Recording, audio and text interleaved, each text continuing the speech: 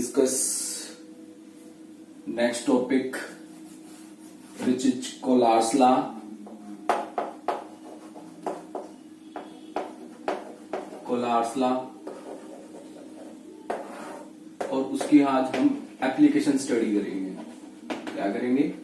Application study करेंगे। तो अगर आपको याद हो पिछली वीडियो का, तो मैंने आपको बताया था कि कोलार्ड्स लॉ का थोड़ा सा बताया था। हम क्या फाइंड आउट कर रहे थे जिसमें प्रॉब्लम आ रही थी हमने एक मोलर कंडक्टिविटी फाइंड आउट कर रहे थे एट इनफाइनाइट डाइल्यूशन। तो हमने स्ट्रॉन्ग इलेक्ट्रोलाइट की तो फाइंड आउट कर ली थी, अगर आपको पता हो तो। स्ट्रॉन्ग इलेक्ट्रोलाइट की तो हम किससे फाइंड आउट कर सकते थे? जो हमारा डी बाय हक्कल-ओहन-सागर इक्वेशन थी, उससे हमने इस प्लॉट के ग्राफ की वजह से जो अंडर रूट सी और यहाँ पे हमारी मोलर कंडक्टिविटी थी, तो हमने देखा कि हम इस तरह से ये जो ग्राफ आ रहा था, ये तो था हमारा स्ट्रॉन्ग इलेक्ट्रोलाइट के लिए, और ये जो इस तरह की लाइन आती है हमारी वीक इलेक्ट्रोलाइट के लिए। तो इस कंसेप्ट यानी ये जो लाइन आ रही है, यानी यहाँ तो मोलर कंडक्टिविटी हम फाइंड आउट कर रहे हैं किसी पॉइंट पे, यहाँ पे जो फाइंड आउट कर रही है। बट जैसे ही आप बिल्कुल यहाँ पे पहुंचते हो, तो ये हम molar conductivity at infinite dilution हम क्या कर लेते हैं? फाइंड आउट कर लेते हैं। क्या कर लेते हैं? फाइंड आउट कर लेते हैं। बट जब ये वीक इलेक्ट्रोलाइट के लिए देखी गई, तो ये वीक इलेक्ट्रोलाइट की आप जितना भी डाइल्यूट करते गए, तो ये इसके पैरेलल चलती गई, बट कभी भी molar conductivity at infinite dilution नहीं शो करा इसने। तो फिर एक लॉ था कोलार्ड्स लॉ। तो कोलार्ड्स लॉ ने क्या कहा कि मैं फाइंड आउट कर सकता हूँ वीक इलेक्ट्रोलाइट की एट इनफाइनाइट डाइल्यूशन। बट वो भी उसने क्या कहा कि मैं थ्योरेटिकल बताया। उसने क्या बताया? थ्योरेटिकल, क्योंकि स्ट्रॉन्ग इलेक्ट्रोलाइट की तो हम फाइंड आउट कर ही सकते हैं, ठीक है। तो हम कुछ ऐसा ही स्ट्रॉन्ग इलेक्ट्रोलाइट को यूज करके हम वीक इलेक्ट्रोलाइट की जो कंडक्टिविटी है eight infinite dilution approximate near about हम बता सकते हैं। तो कोलार्ड्स लॉ क्या है जनरली? तो Kohlrausch's law is a limiting molar conductivity. ये जो आपका है, इसको हम बोलते हैं मोलर कंडक्टिविटी। अगर आप यहां लगा दो तो क्या बन जाता है? Finite dilution. तो ये क्या, इसको या फिर आप बोल सकते हो limiting molar conductivity at infinite dilution. इसको आप बोल सकते हो लिमिटिंग मोलर कंडक्टिविटी, ठीक है, limiting molar conductivity at infinite dilution. और ये कहता है कि जब आप स्ट्रॉन्ग इलेक्ट्रोलाइट को क्या करते हो, वाटर के अंदर डिसोशिएट करते हो, तो वो क्या करते हैं, क्योंकि उनका जो स्ट्रॉन्ग इलेक्ट्रोलाइट होता है, उनका जो डिग्री ऑफ डिसोसिएशन होता है वो तो क्या होता है? हाई होता है। तो इस वजह से वो क्या हो जाते हैं? आयनाइज हो जाते हैं। सपोज करो मैंने NaCl ले लिया, तो NaCl को आप एट इनफाइनाइट डाइल्यूशन तक क्या कर सकते हो? फाइंड आउट कर सकते हो ना। तो क्या आएगी? लिमिटिंग। तो इसको हम इस तरह से रिप्रेजेंट करते हैं, इस तरह से। तो ये होता है, इसको हम बोलते हैं आयनिक कंडक्टिविटी, लिमिटिंग आयनिक कंडक्टिविटी। क्या बोलते हैं इसको? लिमिटिंग आयनिक कंडक्टिविटी, ठीक है। और इसको क्या बोलेंगे? Limiting ionic conductivity of cation. और ये क्या हो गया? Limiting ionic conductivity of anion, ठीक है। और एनायन क्या आपका? क्लोराइड आयन है। तो क्या है, जो Kohlrausch's law state that it is the sum of limiting ionic conductivity of cation and ionic conductivity of anion and multiplied by the number of ion present in a formula, ठीक है, of electrolyte. Suppose क्या कह रहा हूं general, अगर आप देखें, अगर हम BaCl2 का निकाल लें, तो BaCl2 की अगर आप molar conductivity at infinite dilution निकाल लोगे, तो क्या आएगा? इसको जब डिसोसिएट करोगे तो ionic conductivity of barium cation plus में आयनिक कंडक्टिविटी ऑफ क्लोराइड। पर क्लोराइड कितने में टूटता है? 2 में टूटता है ना।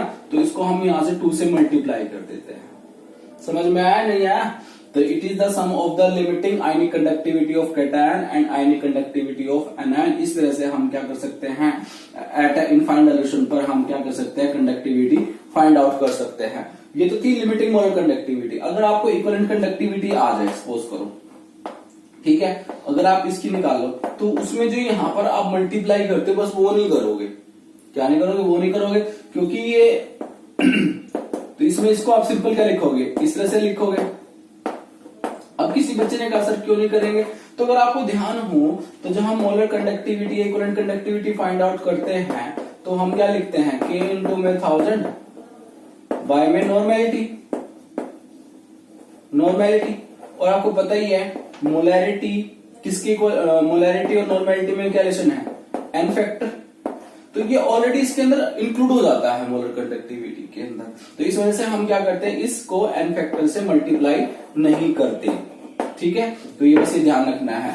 अब क्वेश्चंस किस तरह से आते हैं कोलार्स लॉ की एप्लीकेशन जैसे ये है, तो जैसे सपोज करो आपको किसने कहा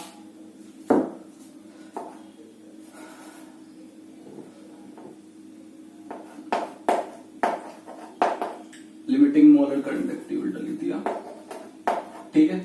इस तरह से आपको सोडियम की दे रखी थी, मतलब 200 दे रखी है, ठीक है। क्लोराइड की दे रखी है, इतनी दे रखी है, ठीक है, 150। तो आप इसकी जो NaCl है उसकी क्या कर सकते हो, फाइंड आउट कर सकते हो, कितना आ जाएगा 350।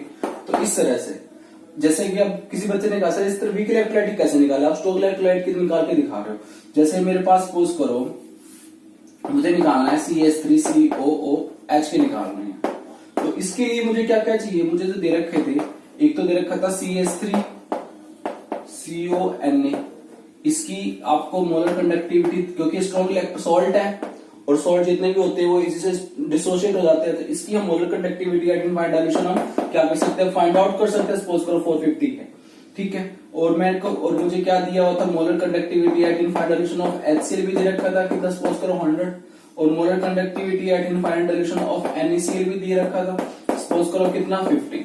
तो इन तीनों का मैंने यूज किया और CH3COH निकाला। कैसे, देखो अब आपको क्या पता है कि जब आप मोलर कंडक्टिविटी ऑफ CH3COH निकालोगे तो क्या फॉर्मूला क्या बनता है आपका, यही बनता है ना, CH3COO नेगेटिव प्लस में और ये H प्लस, इस तरह से। अब आपको पूरी ये फर्स्ट इक्वेशन है, सेकंड इक्वेशन है, थर्ड इक्वेशन है, तो आपको समझ में आ रहा होगा कि CH3CO किसके अंदर मिलेगा, जब आप इसको डिसोशिएट करोगे तो उतने ही दोनों का मतलब दोनों का सम करके आया होगा, ठीक है। तो मेरा CH3CO नेगेटिव का कितनी वैल्यू, इसको हमने फर्स्ट इक्वेशन ले लिया, ठीक है, फर्स्ट। अब हमें क्या चाहिए, और H चाहिए, तो H किसके अंदर है, इसके अंदर है, तो हमने क्या किया, फर्स्ट प्लस सेकेंड। बट इसके अंदर से Cl तो हमें नेगलेक्ट करना है, तो यहाँ से Na निकलेगा, यहाँ से Cl है, तो हम क्या करेंगे, माइनस क्या कर देंगे, NaCl। NaCl कितना, थर्ड। तो आप फर्स्ट प्लस सेकंड की वैल्यू को ऐड कर दो, 450 प्लस में 100 माइनस 50, तो आपका आंसर आ जाएगा, ठीक है। कितना आ जाएगा, 450 प्लस 100, तो कितना आएगा 550, 550 माइनस 50, तो 500 आ जाएगा आपका। समझ में आया। तो इस तरह से और भी एक दो एग्जाम्पल और दिखाता हूं मैं आपको।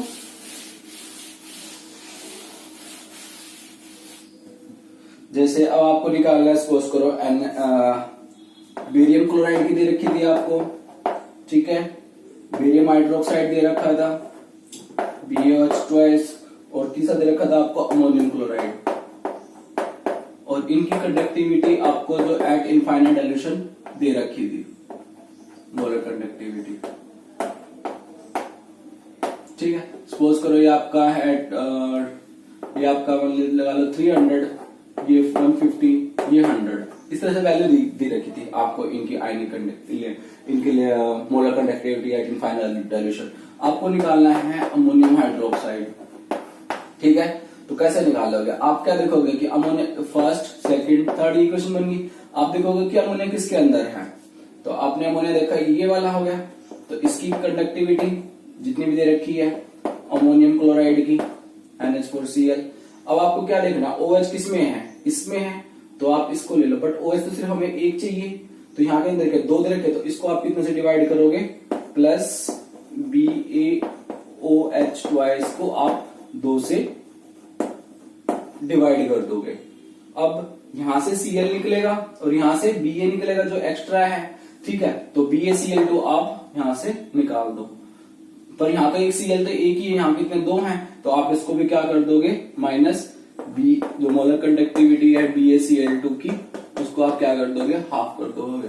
समझ में आया हाफ क्यों किया, देखो यहाँ पे तो हमें सिर्फ एक ही क्लोराइड है, ठीक है, जो एक्स्ट्रा है, और यहाँ पर कितने हैं, यहाँ पे से क्या आपके पास Ba है, ये बाहर निकलेगा, ठीक है, बट यहाँ पर आपके पास BaCl2 है, हमें तो सिर्फ क्या बनाना है, क्लोरीन बनाना है तो मैंने क्या किया, इसको 2 से डिवाइड कर दिया तो आपके पास BaCl बन जाएगा। तो आप इसको नेगलेक्ट कर दो उनकी वैल्यू को पुट करके। एक क्वेश्चन हो रहा था कि right the way of the molar conductivity at infinite dilution for water. अगर आपको वाटर दे दिया जाए तो वाटर की आप इस तरह से कैसे फाइंड आउट करोगे, मतलब आपने बनाना है, ये आप कैसे निकालोगे। ठीक है, तो हमारे पास क्या है देखो, तो हमने क्या लिया, मोलर कंडक्टिविटी ऑफ NaOH ले लिया। ठीक है, मोलर कंडक्टिविटी ऑफ HCl ले लिया, और तीसरा क्या ले लिया मैंने, क्योंकि मोलर कंडक्टिविटी एंड NaCl ले लिया। तो आप किसको ऐड करोगे, किसको सब्ट्रैक्ट करोगे, तो आपका H2O बन जाए। तो H तो इसमें है, ये फर्स्ट, ये सेकंड और ये थर्ड।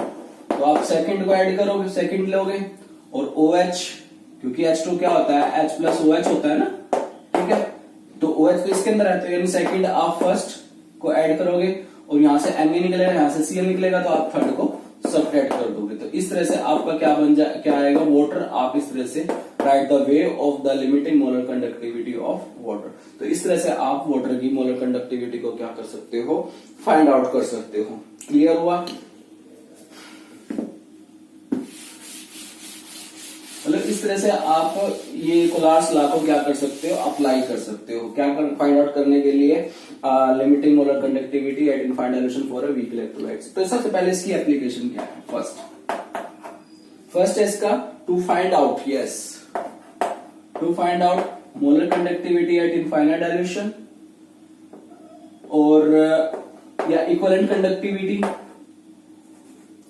कंडक्टिविटी किसके लिए, फॉर ए वीक इलेक्ट्रोलाइट के लिए आप क्या कर सकते हो, फाइंड आउट कर सकते हो।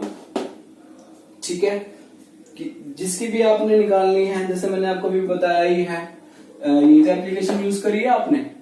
ठीक है, तो पहली एप्लीकेशन आपको समझ में आ गई, इसमें आप एग्जांपल दे देना, ये एसिटिक एसिड का दे सकते हो। ठीक है, अमोनियम हाइड्रोक्साइड का दे सकते हो। भी आपने किस तरह से फाइंड आउट करी, तो आपने इसके लिए CH3CO, NaCl और HCl का यूज किया। ऐसे बेरियम हाइड्रोक्साइड के जो मैंने बताया था, उस तरह से आप इस तरह से बता सकते हो।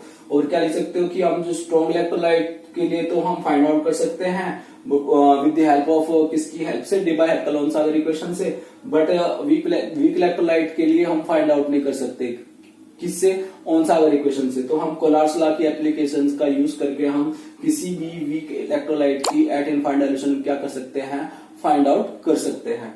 ओके, अगर हम बात करें सेकंड एप्लीकेशन, सेकंड एप्लीकेशन क्या है इसकी,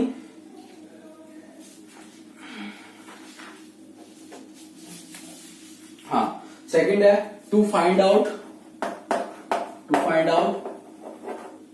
degree of dissociation of weak electrolyte,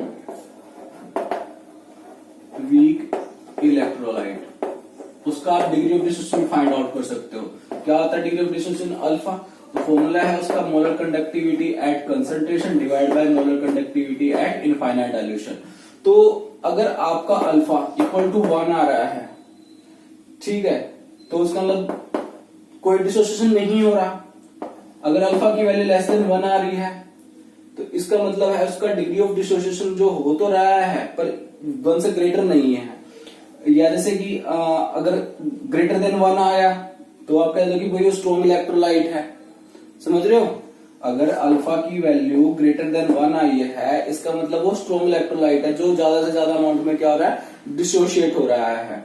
ठीक है, तो वो स्ट्रॉन्ग इलेक्ट्रोलाइट हुआ, मतलब कंप्लीटली डिसोशिएट हो गया। अगर उसकी 1 से वैल्यू कम, 1 से कम आ रही है, तो इसका मतलब क्या है कि उसका कुछ ही पार्ट क्या हो रहा है, डिसोशिएट हो रहा है। तो कैसे पता चला मुझे, देखो ये हमने ग्राफ प्लॉट किया था, ठीक है, मोलर कंडक्टिविटी, और ये जो किसकी वैल्यू, तो किसका निकाला था हमने, स्ट्रॉन्ग इलेक्ट्रोलाइट का।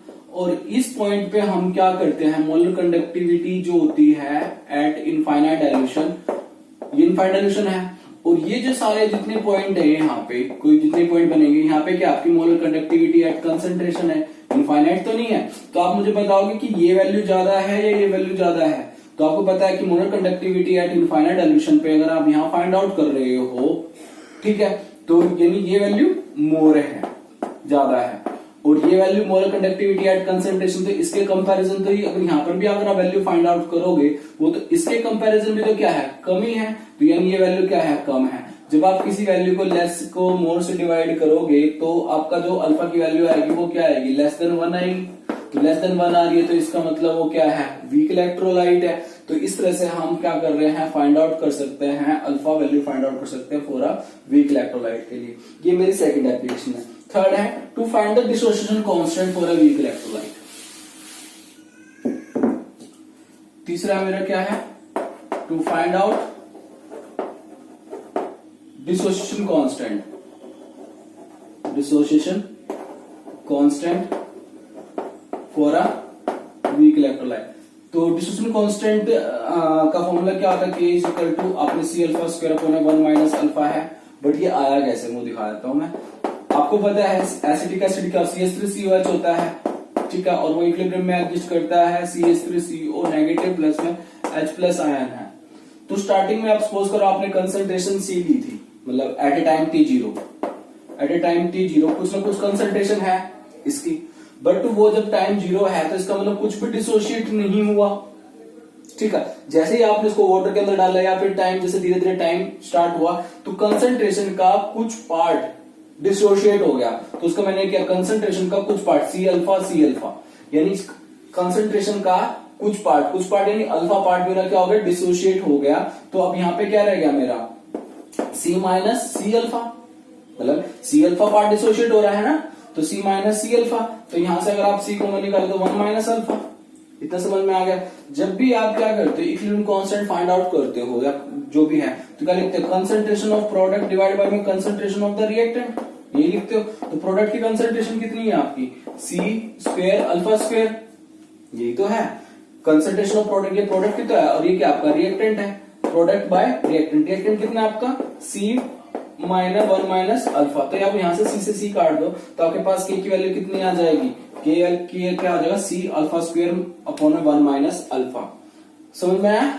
तो आपको जो क्वेश्चन अगर आपके आता है कि भाई calculate the dissociation constant of an weak electrolyte, तो आप कैसे फाइंड आउट करोगे, C क्या होती है, जो भी आपको मोलर कंसंट्रेशन दे रखी है, मोलैरिटी दे रखी है। अगर आपको अल्फा नहीं दे रखा, सिर्फ आपको क्या दे रखी है, molar conductivity at concentration, molar conductivity at infinite dilution, तो पहले आप क्या करोगे, अल्फा फाइंड आउट करोगे। कैसे फाइंड आउट करोगे, जो मैंने अभी पिछला बताया है, molar conductivity at concentration divide by molar conductivity at infinite dilution. आप वहां से इनकी अल्फा डिग्री ऑफ डिसोसिएशन क्या करोगे, फाइंड आउट करोगे, ठीक है। नेक्स्ट एप्लीकेशन है सोल्युबिलिटी।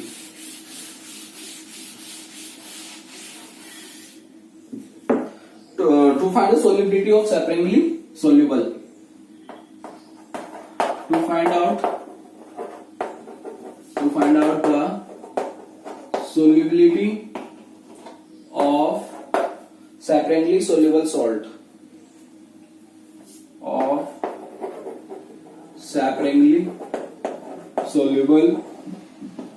salt, अब यहाँ पे बड़ा है सेपरेटली। सेपरेटली का मतलब क्या है कि उसका कुछ ही अमाउंट क्या होना, डिसॉल्व होना। जो भी आप लेते हो, कोई वीक सॉल्ट लिया, सपोज करो आपने वाटर के अंदर डाला, तो वाटर के अंदर वो कंप्लीटली डिसॉल्व नहीं हुआ, उसका कुछ ही पार्ट क्या हुआ, डिसॉल्व हुआ है, तो उसको हम बोलते हैं सेपरेटली सोल्यूबल। अगर उसका कुछ पार्ट डिसॉल्व हो रहा है, ध्यान सुना मेरी बात, अगर उसका कुछ पार्ट डिसॉल्व हो रहा है उस सॉल्वेंट के अंदर, इसका मतलब उसके अंदर नंबर ऑफ सोल्यूट पार्टिकल क्या आ रहे हैं, कम आ रहे हैं, मतलब डिसोशिएट हो रहे हैं। अगर डिसोशिएट कम हो रहे हैं, इसका मतलब वो सब्सटेंस आपका कैसा है, वीक इलेक्ट्रोलाइट है। क्लियर हुआ नहीं हुआ, दोबारा बताऊं तो मैंने क्या बताया, अगर आपको सोल्युबिलिटी फाइंड आउट करनी है तो सोल्युबिलिटी का मतलब है कितना अमाउंट उसके अंदर डिसॉल्व हो रहा है। अगर कोई सब्सटेंस आपका सेपरेटली सोल्यूबल है, तो सेपरेटली सोल्यूबल है तो वो ज्यादा से ज्यादा अमाउंट में डिसॉल्व तो हुआ ही नहीं है। डिसॉल्व नहीं हुआ तो फिर हम, इसका मतलब क्या है कि वह कुछ ही पार्ट डिसोशिएट हुआ है। अगर कुछ पार्ट डिसोशिएट हुआ है, इसका मतलब वो जो सब्सटेंस डाला हुआ वो कैसा आपका वीक इलेक्ट्रोलाइट है। तो वीक इलेक्ट्रोलाइट की भी हम क्या कर सकते हैं, सोल्युबिलिटी फाइंड आउट कर सकते हैं। क्या फॉर्मूला होता है उसका, सोल्युबिलिटी देखो, सोल्युबिलिटी का फॉर्मूला क्या है, K इंटू में 1000 अपॉन में जो मोलर कंडक्टिविटी आ जाएगी यहाँ पे। क्योंकि देखो क्या होता है एक्चुअली, K इंटू में मोलर कंडक्टिविटी क्या होती थी, K इंटू में 1000 अपॉन मोलैरिटी लेते थे हम यहाँ पे।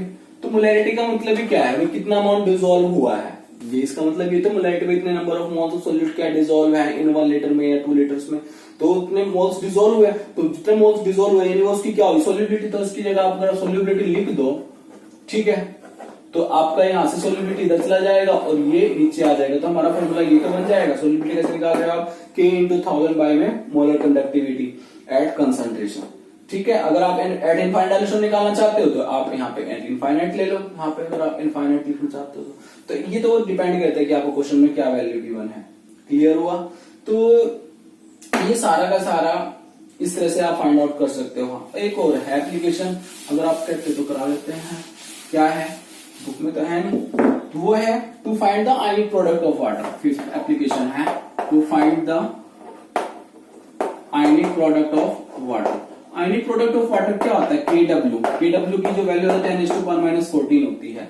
और आयनिक प्रोडक्ट ऑफ वाटर क्या होता है, it is the product of concentration of the H+ ion, concentration of the OH ion. अगर इसका KW कितना आ रहा है 10⁻14 है, सपोज बताना मुझे 10⁻14 है, तो इसका मतलब कंसंट्रेशन दोनों की कितनी होगी 10⁻7 और 10⁻7 ही होगी। दोनों कंसंट्रेशन ये है आपकी, ठीक है। तो क्योंकि दोनों का अगर आप क्या करोगे, इसको मल्टीप्लाई करोगे तो आपके पास 10⁻14 ही आएगा। और आपको पता ही है जब वाटर क्या होता है डिसोशिएट होता है तो equal number of H+ ion बनते हैं और equal number of OH ion बनते हैं। तो इसको कंसंट्रेशन है, तो कंसंट्रेशन क्या होती है, मोलर कंडक्टिविटी, ये होता है ना फॉर्मूला K × 1000 बाय में मोलैरिटी एट कंसंट्रेशन। अगर हम क्या करें कंसंट्रेशन फाइंड आउट कर ले किसी की या H+ की या OH आयन की, तो पता चल जाएगा इसकी आएगी इसकी आएगी, फिर भी देखते हैं केमिस्ट्री में आया कैसे था। तो हमें क्या पता है कि जो K होता है किसका, वाटर का, जो कंडक्टिविटी होती है वाटर की वो होती है आपकी 5.54 × 10⁻5, 5.54 × 10⁻5। बाकी जो यूनिट है आपको यूनिट याद करनी पड़ेगी, ठीक है। और दूसरा क्या है, हमें क्या चाहिए, molar conductivity. Yes, molar conductivity of water की जो आती है वो 548 × 10⁻548 × 10⁻3 ओनली 3 सॉरी 548.3, ठीक है। ये इनकी वैल्यू है। तो जब हमने क्या करा यहां से मोलैरिटी फाइंड आउट करी, मोलैरिटी फाइंड आउट करने का फॉर्मूला क्या है, यही है, इसी यहां से फाइंड आउट कर रहे हो आप K × 1000 अपॉन मोलर कंडक्टिविटी। जब आप इनकी वैल्यू पुट करोगे दोनों की ये वैल्यू, तो आपके पास जो आएगी मोलैरिटी आएगी सोल्व करने पर 10⁻7। तो इस तरह से हमने क्या किया, यूजिंग कोलार्स लॉ की एप्लीकेशन यूज करके हमने क्या करें इनकी फाइंड आउट कंसंट्रेशन को क्या किया, फाइंड आउट किया है। इस तरह से हमने ये किए हैं। अगर कुछ क्वेश्चंस हैं तो वो देख लेते हैं कैसे कैसे हैं करते हैं। देखो भाई कोलार्स लॉ के ऊपर ही बेस है और उसकी एप्लीकेशन का इसके अंदर यूज हुआ है। अगर आपने फॉर्मूले याद किए हैं तो आप इसी से फाइंड आउट कर सकते हो। अगर मैं फॉर्मूले आपको 2 मिनट में बताऊं क्या है, सबसे पहले तो मोलर कंडक्टिविटी का फॉर्मूला आना चाहिए K × 1000 अपॉन में क्या आ जाएगा मोलैरिटी, एक तो ये आना चाहिए। अगर इक्विवेलेंट कंडक्टिविटी निकालेंगे तो डिवाइड बाय में क्या आ जाएगा, इक्विवेलेंट कंडक्टिविटी आ जाएगा। K जो है वो आपको पिछले से पता होना चाहिए सारा, ठीक है। अगर आपको अल्फा पूछा जाए तो डिग्री ऑफ डिसोसिएशन, तो मोलर कंडक्टिविटी एट कंसंट्रेशन और molar conductivity at infinite dilution, ऊपर लेस वैल्यू होती है नीचे ज्यादा होती है, ये पता होना चाहिए। इसके बाद डिसोसिएशन कांस्टेंट पता होना चाहिए, K डिसोसिएशन कांस्टेंट क्या था C∝² अपॉन में 1 - अल्फा, ये था। और एक सोल्युबिलिटी पता होना चाहिए, सोल्युबिलिटी का बहुत ही कम यूज होगा, बाकी तो आप फाइंड आउट कर सकते हैं। चलो क्वेश्चन देखते हैं। अगर आपने फॉर्मूला याद है तो अच्छी बात है, नहीं तो याद कर लेना। क्वेश्चन क्या दे रखा था, मोलर कंडक्टिविटी ऑफ इतनी कंसंट्रेशन ऑफ मिथेनोइक एसिड की इतनी है, यानी मोलर कंडक्टिविटी दे दी हमें, मोलर कंडक्टिविटी एट कंसंट्रेशन पे इतनी है, कितनी दे रखी है 46.1 साइमन सेंटीमीटर स्क्वायर पर मोल, ये इसकी आ गई, ठीक है। मोलर कंडक्टिविटी एट कंसंट्रेशन, और आपको कंसंट्रेशन दे रखी है, मोलैरिटी दे रखी है, मोलैरिटी चलो लिखी है हमने, कितनी दे रखी है 0.025 मोल्स पर लीटर। अब दे क्या रखा उसने, निकालना क्या, कैलकुलेट डिग्री ऑफ डिसोसिएशन यानी अल्फा निकालना है, एंड डिसोसिएशन कांस्टेंट यानी Ka, आपने Ka निकालना है, ठीक है, डिसोसिएशन कांस्टेंट। और आपको क्या दे रखा, गिवन वैल्यू दे रखी है, वो भी एट इनफाइनाइट डाइल्यूशन, यानी इन दोनों का आपने यूज करके क्या निकालना है, आपने फॉर्मिक एसिड की molar conductivity at infinite dilution पे वहां से फाइंड आउट कर लोगे। तो देखते हैं कैसे करना है। पहला निकालना, सपोज करो आपने अल्फा निकाला, तो अल्फा कैसे निकालोगे, आपको फॉर्मूला पता है, molar conductivity at concentration divide by molar conductivity at infinite dilution. अब आपको इनमें से कौन सी वैल्यू दे रखी है, मोलर कंडक्टिविटी एट कंसंट्रेशन दे रखी है, कितनी, 46.1। अब molar conductivity at infinite dilution दो, इंडेक्स का फॉर्मिक एसिड का वो कैसे निकालेंगे, क्योंकि फॉर्मिक एसिड क्या है, HCOH होता है ना, HCOH। तो इन दोनों का सम करो, तो उसकी जो वैल्यू आएगी वो यहाँ पे पुट करो, तो आपका क्या देगा, अल्फा आ जाएगा। क्लियर। नेक्स्ट हमें क्या निकालना है, डिग्री ऑफ डिसोसिएशन, और सॉरी डिसोसिएशन कांस्टेंट यानी Ka का क्या होता है formula, C alpha square upon में 1 माइनस अल्फा। तो आपको इसकी अल्फा की जरूरत पड़ेगी, तो अल्फा आपने वहां से निकाला है, वैल्यू पुट करो।